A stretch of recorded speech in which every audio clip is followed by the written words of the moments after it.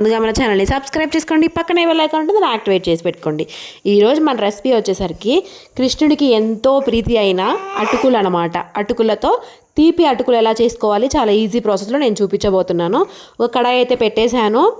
జీడిపప్పు ఫ్రై చేయడం కోసం కొంచెం నెయ్యినైతే యాడ్ చేసుకొని జీడిపప్పు ముక్కల్ని కూడా వేసుకొని బాగా దోరగా ఫ్రై చేసేసుకోవాలన్నమాట. ఇలా దోరగా ఫ్రై అయిపోయిన తర్వాత మనం కిస్మిస్ కూడా కొంచెం యాడ్ చేసుకొని అందులోనే ఒకేసారి అయితే ఫ్రై చేసేసుకోవాలి. రెండు ఫ్రై అయిపోయిన తర్వాత పక్కకు బౌల్లోకి అయితే షిఫ్ట్ చేసేసుకొని ఇప్పుడు అదే కడాయిలో మిగిలిన నెయ్యి లేకపోతే ఇంకొంచెం నెయ్యిని కూడా యాడ్ చేసుకోవచ్చు. చిన్న కప్పుతో ఒక కప్పు వరకు 2 కప్పుల వరకు అటుకులను అయితే యాడ్ చేసుకుంటున్నాను. ఇవి వచ్చేసరికి పోహా అటుకులు అనమాట. మందంగా ఉంటాయి, మీకు తెలిసే ఉంటుంది. ఈ అటుకులను యాడ్ చేసుకొని కొంచెం అలా ఒక 2 నిమిషాలు ఫ్రై చేసేసుకోవాలి. కొంచెం కలర్ వస్తాయి అన్నమాట.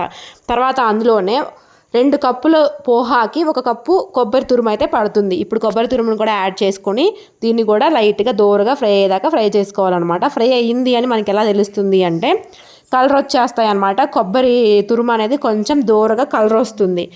ఈ విధంగా అయిపోయిన తర్వాత మనం మామూలుగానే ఇంట్లో పోహా చేసుకునే అటుకులు ఎప్పుడు ఉంటాయి కాబట్టి ఇలా ఈజీగా పిల్లలకు కూడా స్నాక్ ఐటెం లాగా కూడా చేసి పెట్టుకోవచ్చు ఈవినింగ్ టైమ్స్లో. సో తర్వాత ఇలా కలర్ వచ్చింది కదా చూడండి, అంచులకి కొబ్బరి అనేది బాగా ఫ్రై అయిపోయి కలర్ వచ్చేసింది. 2 కప్పుల పోహాకి 1 కప్పు పాలు అయితే పడతాయి అన్నమాట. పాలు మొత్తం ఒకేసారి అయితే వేసుకోవద్దు, విడతల వారీగా కొంచెం కొంచెంగా యాడ్ చేసుకుంటూ ఇలా అయితే కలిపేసుకోవాలి. ఇలా మొత్తం ఒకేసారి కాకుండా వేసుకోవడం వల్ల ఆ పోహా అనేది మెత్తపడిపోకుండా స్టిఫ్గా ఉండేలాగా అయితే ఉంటుంది. స్టిఫ్గా ఉండడం అంటే మరీ కుక్ అవ్వకుండా ఉండడం అయితే కాదు, అది అనేది కొంచెం అనేది మెత్తపడుతుంది, తినడానికి వీలయ్యేంతలానే మెత్తపడుతుంది అనమాట. ఇప్పుడు పాలన్నీ అయిపోయిన తర్వాత చూడండి ఎలా అయితే ఉందో, షేప్ అలానే ఉన్నాయి అటుకులు కూడా. ఇప్పుడు నేను తుంచి చూపిస్తాను, ఇలా మెత్తపడితే సరిపోతుంది. ఇలా అయిన తర్వాత 2 నిమిషాలు అంతే సిమ్ మీద పెట్టుకొని తర్వాత మనము 2 కప్పులు పోహా తీసుకున్నాం కాబట్టి 1 కప్పు బెల్లం కానీ షుగర్ కానీ యాడ్ చేసుకోవచ్చు. నేనేం చేస్తున్నాను అంటే 1/2 కప్పు బెల్లము 1/2 కప్పు షుగర్ అయితే యాడ్ చేసుకుంటున్నాను. మీరు కనుక ఫుల్గా తీపి తినే వాళ్ళైతే కప్పు అయితే యాడ్ చేసేసుకోవచ్చు. 1/2 కప్పు బెల్లము 1/4 కప్పు పంచదార అయితే యాడ్ చేసుకుంటున్నాను. మా ఇంట్లో లైట్గా తింటాం కాబట్టి.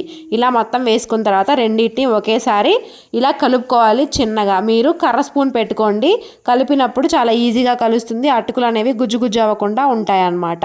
ఇలా చిన్నగా సిమ్ మీద పెట్టుకొని మీ దగ్గర బెల్లం పౌడర్ ఉన్న యాడ్ చేసేసుకోవచ్చు, అది ఇంకా త్వరగా మెల్ట్ అవుతుంది కాబట్టి. ఇలా అయిన తర్వాత 2 నిమిషాలకి మనం వేసుకున్న బెల్లం మొత్తం కరిగిపోయి ఇలా అయితే తయారైంది. చివరిలో మనము ప్రసాదం కింద పెట్టాలి అనుకుంటే ఇందులో మనం కొంచెం కర్పూరాన్ని అయితే వేసుకోవాలి, అప్పుడు ప్రసాదం ఫ్లేవర్ వస్తుందన్నమాట.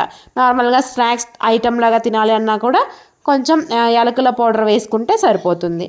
ఇలా మనము అటుకులతో తీపి అటుకులు ఇలా చాలా ఈజీ ప్రాసెస్లో పిల్లలకి స్నాక్ లాగా కూడా చేసి పెట్టవచ్చు. అటుకులు బెల్లం చాలా మంచిది హెల్త్కి కూడాను. సో ఈ వీడియో మీకు నచ్చిందని అనుకుంటున్నాను. అందరికీ కృష్ణాష్టమి శుభాకాంక్షలు. Thank you so much for watching guys. Don't forget to subscribe. Thank you.